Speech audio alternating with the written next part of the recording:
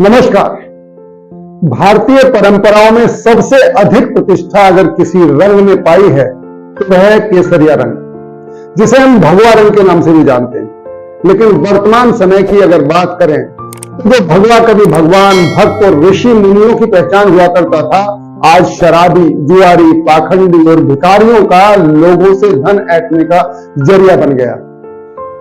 एक समय था जब भगवा वस्त्रधारी सन्यासी का निर्णय मानने के लिए राजा भी विवश हो जाता था। यही कारण था कि विश्वामित्र जब यज्ञ की राक्षसों से रक्षा के लिए श्री राम और लक्ष्मण को अपने साथ जंगल में ले जाने के लिए आए और अपना निर्णय राजा दशरथ को सुनाया, तो न तो राम और लक्ष्मण की माताओं के आंसू उन्हें रोक सके और न ही सूर्यवंशी राजा दशरथ का पराक्रम। छोटे छोटे बच्चों को नचाते हुए भी राक्षसों से टकराने को भेजना पड़ा।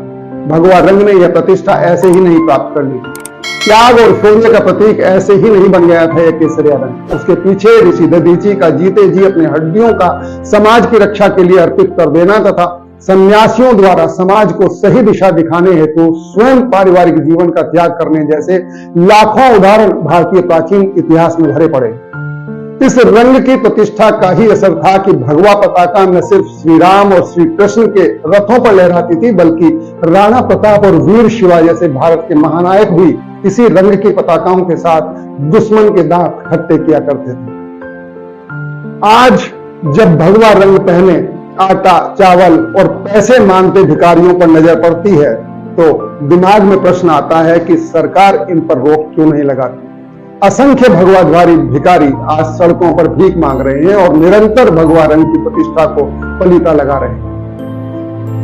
हालांकि भारतीय परंपराओं में भिक्षाटन का भी एक सम्मानजनक स्थान रहा है, लेकिन वह समय और था जब भिक्षा द्वारा जीवन यापन का तरीका निकम्मे, नाकारा और दुर्व्यसनी लोग नहीं बल्कि ऐसे सच्चे साधु संत और महात्मा चुनते थे जो अपने जीवन का उद्देश्य जन सामान्य को जीवन कौशल सिखाना मात्र ही बना लेते थे।